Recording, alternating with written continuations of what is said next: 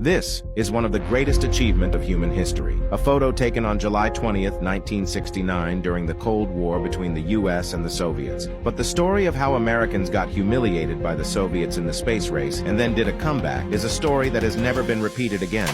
On October 4th, 1957, the Soviets launched their first satellite Sputnik 1. This historic event left Americans humiliated, adding to their embarrassment. Just a month later, they sent Sputnik 2 into space with Laika the dog. Americans were falling behind the space race and needed to act quickly. So on December 6, 1957, they attempted to make their own satellite Vanguard, but sadly, after 2 years of building and spending over $93 million, as soon as it was launched, it exploded, and its journey ended before it began, leading to another crushing blow to the American pride. But after 4 years of research and hard work, the Soviets did the unthinkable. They stunned the world once more by sending the first man into space. From the depths of humiliation and realizing they were going to lose the space race, American President John F. Kennedy made an important decision and vowed that before this decade is out, of landing a man on the moon and returning him safely to the Earth. The Apollo 11 mission. On February 1967, the Americans decided to test their first manned spacecraft, Apollo 1.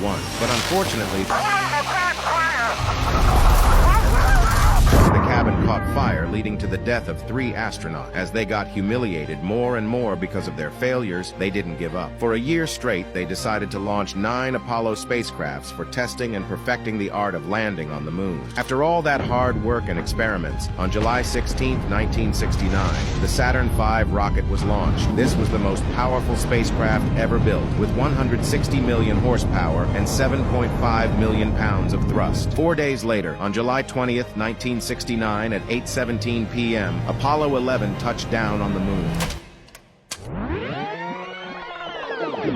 Just 7 minutes before the landing, at 8:10 p.m., they were faced with error code 1202. This alarm indicated that the computer was overloaded, and with only 4 kilobytes of RAM, both astronauts panicked. However, they received a communications from Mission Control to ignore the error and continue the descent. But just 3 minutes before touchdown, a huge problem occurred that could potentially kill the crew. Neil Armstrong noticed that the landing site was a crater filled with large rocks, making it unsafe to land. At a height of 150 meters, Armstrong took manual control, guiding the lunar module to a safer location. At 8:16 p.m., with only 5% of fuel remaining, Armstrong had just 60 seconds to land the module or abort the mission. With 160 million people watching and $152 billion in his hand. Tranquility Base here. The Eagle has landed. With only 22 seconds of fuel left, Neil Armstrong successfully landed the lunar module. After a decade of hard work and research, the Americans had finally beaten the Soviets in the space race. Unfortunately, John F. Kennedy was not alive to witness this monumental achievement.